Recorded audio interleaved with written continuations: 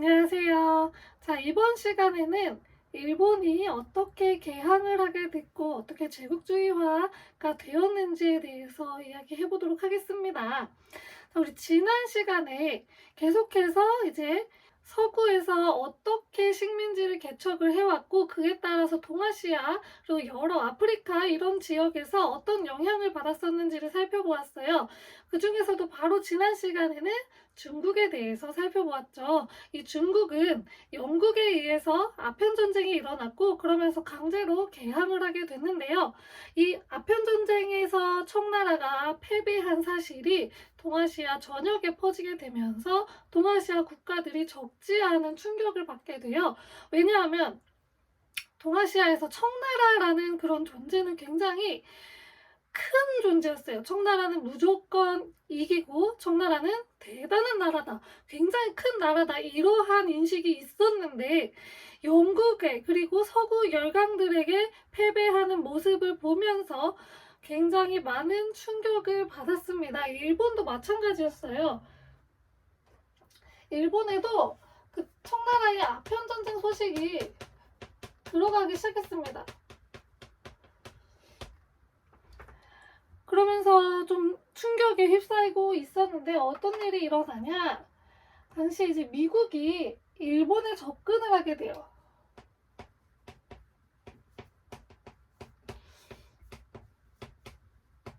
왜 접근을 했냐?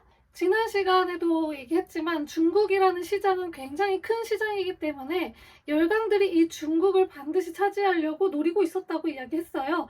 미국도 마찬가지예요. 그래서 중국으로 무역을 하러 가는데 중간에 이제 기착지가 필요한 거죠. 기항지가 필요한 거예요. 그래서 거기에 적합한 데가 일본이구나 라고 해서 이 중국 무역의 그런 기항지로 사용하고 또한 이 고래잡이, 그 포경선이라고 하는데요. 포경이 이제 고래를 잡는 거고 포경선은 고래잡이 배예요. 이 포경선이 기항지로 일본이 좀 적합했나 봐요. 그래서 일본에 접근을 하게 되었습니다. 그래서 누가 들어오냐? 페리 제독이라고 하는 사람이 제독이었는데 이 페리 제독이 일본에 접근을 해서 통상을 요구를 합니다. 화친 조약을 처음에는 맺어요. 미국과 일본의 화친 조약인데요. 이 화친 조약으로 인해서 두 개의 항구가 개항이 되었습니다. 어떤 항구냐? 시모다하고 하코다테가 개항이 되었고요. 그리고 이 밀화친 조약에서는 최국 대우 조항이 있었어요.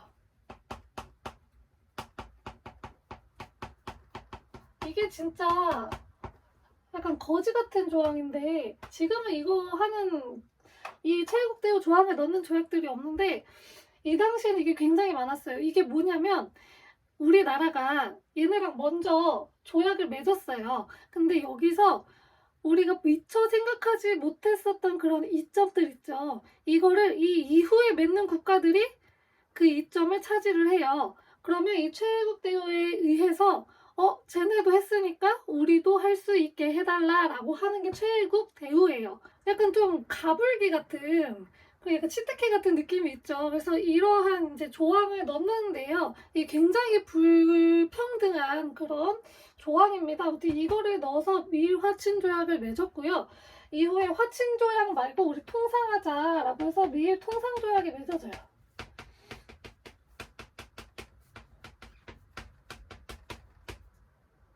화친 조약은 말 그대로 화친을 맺자 이런 의미였는데 통상은 우리 서로 통상하자, 서로 뭐 교류하자 이거를 얘기하거든요. 그래서 여기서는 개항장을 추가합니다. 그래서 뭐 니가타, 고베, 나가사키 등 개항장을 추가를 하고요. 그리고 여기서 영사재판권이 들어가게 돼요.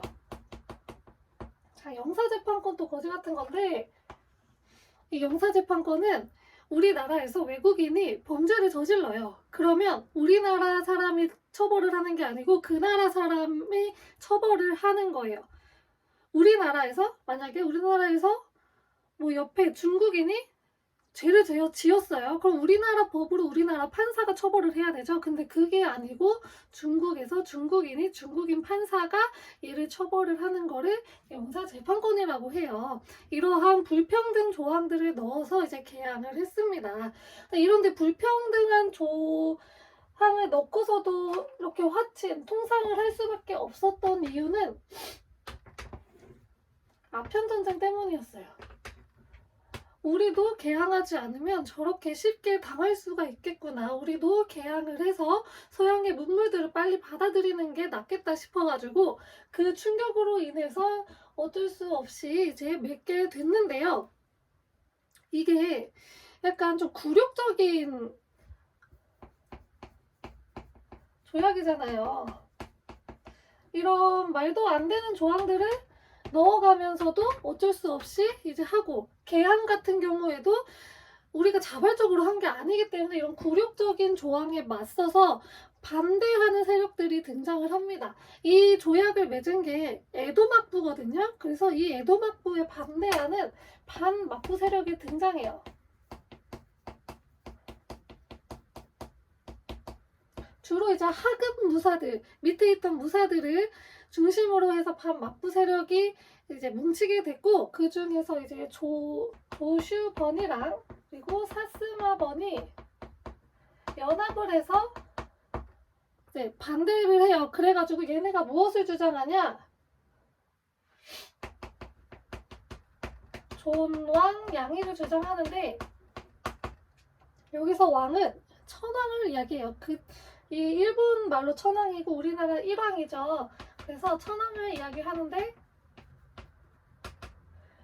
당시에 우리 지난 시간에 일본사 하면서 한번 기억을 더듬어 보세요. 막부 같은 경우에는 천황은 실제로 존재를 했지만 굉장히 실권이 없는 허수아비였고, 쇼군에게 그 실권이 넘어가 있었던 상황이었다고 했잖아요. 근데 그것을 이제 뒤집어 엎는 거죠.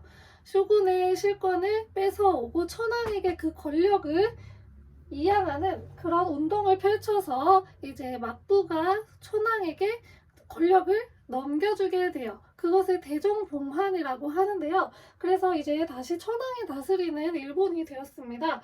그래서 새로운 정부가 세워지게 되는데요. 그 정부를 메이지 정부라고 합니다.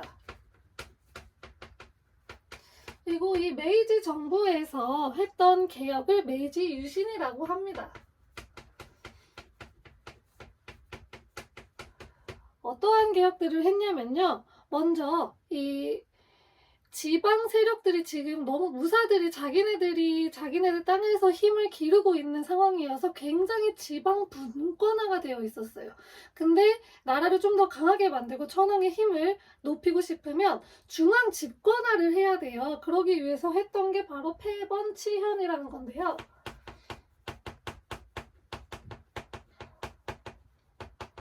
번을 없애고 현을 설치한다라는 뜻이에요. 그래서 번은 기존에 이제 쇼군들이 다스리고 있었던 지역을 이런 조슈번, 사스마번이라고 하죠. 이런 번을 없애버리고 이제 천황이 직접 임명한 관리를 보내서 다스리는 현을 설치하자라는 이야기예요. 그래서 패번치현의 개혁을 단행을 했고, 그리고 근대 교육을 실시하였습니다. 자, 그리고 사절단도 보내는데요. 이와쿠라 사절단이라고 하는 사절단을 보내요.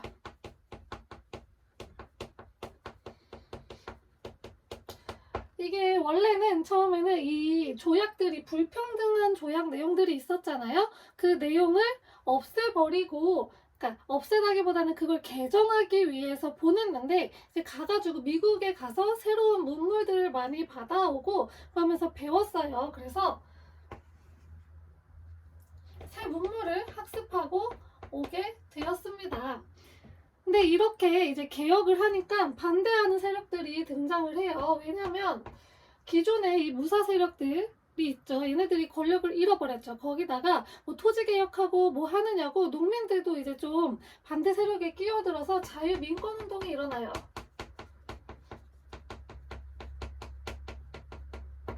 그래서 무엇을 주장하냐? 의회를 설치해달라.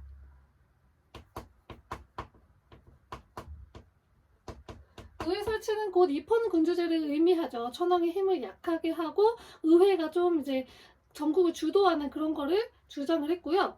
또 헌법 좀 만들어달라. 이런 것들을 주장을 해요. 그래서 이제 헌법이 만들어져요. 그래서 이제 헌법이 만들어지는데 일본 제국 헌법이라는 헌법이 만들어지는데 여기서는 좀 천황의 권리를 너무 강조했어요. 천황은 무소불위의 권력을 갖게 되는 그런 헌법이 일본 제국 헌법입니다. 그리고 무엇을 만드느냐? 교육치고를 만들어요. 그래서 교육에 있어서 무엇을 중시하냐? 충과 효를 중시하는데 이거는 천황에 대한 충 이런 것들을 강조를 하는 거죠. 이렇게 해서 메이지 정부가 이제 개혁을 실시하게 되었습니다. 자, 일본은 이렇게 미국의 통상도 받아들이고 그리고 여러 가지 개혁을 통해서 한 가지 깨달은 게 있어요. 우리도 다른 나라에 들어가서 그 나라와 통상을 맺어서 제국주의화의 길을 걸어야겠다라는 생각을 하게 됩니다. 자, 그래서 주변 국가들을 이제 돌아가면서 침략을 하는데요.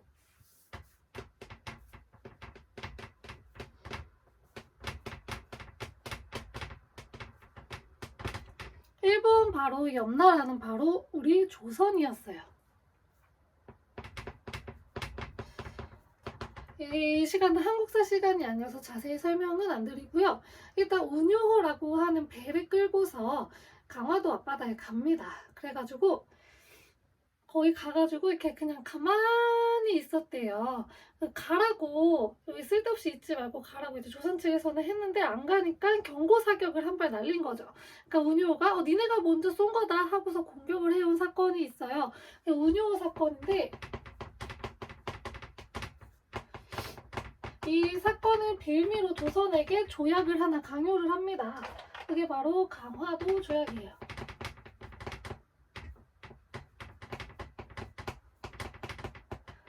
그래서 강화도 조약은 일본이 미국에게 당했던 거를 그대로 이제 우리에게 푼 거죠. 그래서 굉장히 불평등한 조약 내용들이 많아요. 영사재판권, 그리고 뭐 해안 측량권 등 그 불평등한 내용들을 담은 게 바로 강화도 조약입니다. 자, 그리고 어디를 이제 병합을 하냐? 류큐라고 하는 왕국이 있었어요. 여기가 원래 이제 독립 왕국이었는데 약간 청나라하고 여기를 두고 약간 그 기싸움이 있었는데 청나라가 여기를 좀 쉽게 포기했다고 해나? 그래요. 여기를 끝까지 가지고 가지 않았어요. 그래가지고 일본이 여기를 병합을 시켜버려서 오키나와 현으로 만들어버려요. 류큐 왕국까지 이제 병합을 시키고 이제 어디를 가야 하냐? 본격적으로 대륙 진출을 해야 되죠. 그래서 청나라로 갑니다. 근데 청나라에 바로 직접 가지는 않고 조선을 거쳐서 가요. 이 조선에서 무슨 사건이 있었냐면 조선에서 갑신정변이 일어나는데 그때 이제 그 이후에 청나라하고 일본이 텐진 조약을 하나 맺어요. 텐진 조약은 서로 조선에 군대를 보낼 때 상대방에게 통보하는 걸 이야기를 해요. 이런 조약을 맺고 이후에 동학 농민운동이 일어났을 때 우리나라 정부에서 청나라에게 군사를 요청을 해요. 이 동학 농민군을 진압하기 위해서 요청을 하는데 그때 이제 텐진 조약에 의해서 일본군도 같이 오게 되죠. 근데 이 동학농민군 진압 이후에 그러면 군대를 철수를 해야 되잖아요. 목적이 동학농민군 진압이었으니까. 근데 이 일본은 철수하지 않고 끝까지 남아서 경복궁을 점령을 해버려요. 그래가지고 그것을 빌미로 터진 게 청일전쟁이거든요.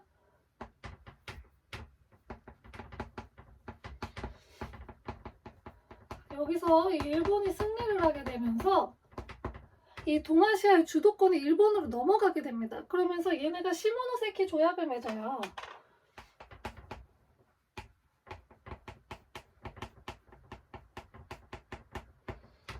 그래서 청나라가 일본에게 여러 가지 땅을 할양을 하는데 랴오뚱 반도, 요동 반도, 그리고 펑우 제도 이런 곳들을 이제 일본에 일본에게 주게 돼요, 청나라가. 그리고 이 조선이 자주국가임을 명시를 해서 청나라에 속하지 않은 자주국가이니까 우리가 쉽게 점령할게 라는 목적으로 이제 그렇게 자주국가라고 이야기를 한 건데요. 아무튼 그러한 시모노세키 조약을 맺지만 이 일본이 중국에서 영향력을 너무 확대하게 되면은 중국은 계속 큰 시장이기 때문에 유럽이 계속 노리고 있다고 했잖아요.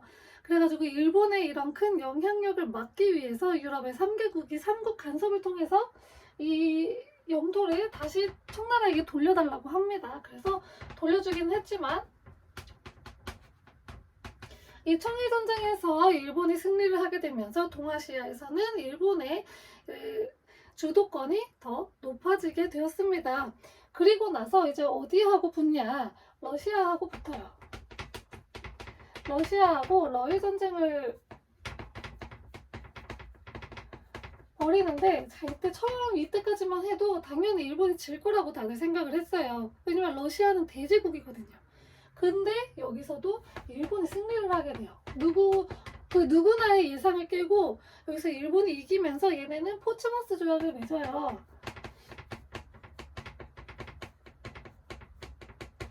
그러면서 조선에서의 그런 이권 같은 게 일본으로 넘어가게 되고, 조선에서의 영향력을 러시아가 그러니까 일본이 조선에서 영향력 끼치는 것을 러시아가 인정을 하게 되었습니다. 자, 그러면서 점점 이제 일본은 조선도 합병을 하고 나중에 만주도 이제 정복을 해서 만주의 괴뢰국을 세우게 되죠. 자, 여기까지 이번 시간 일본의 제국주의, 그리고 그 전에 이제 일본이 어떻게 개항을 했는지에 대해서 살펴보았습니다.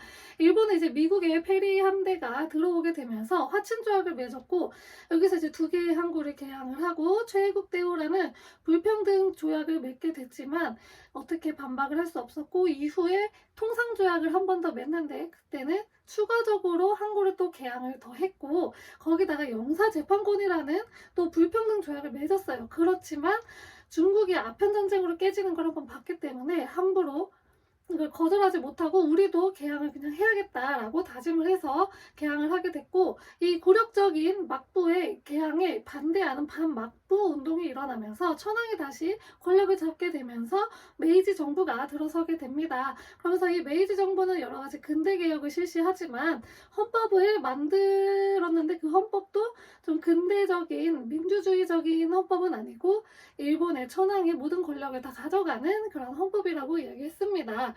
이후에 그리고 제국주의화의 길을 걸으면서 주변의 여러 국가들을 공격하고 또 포섭 합병을 하고 하면서 점차적으로 영향력을 확대해 나갔다고 얘기했습니다.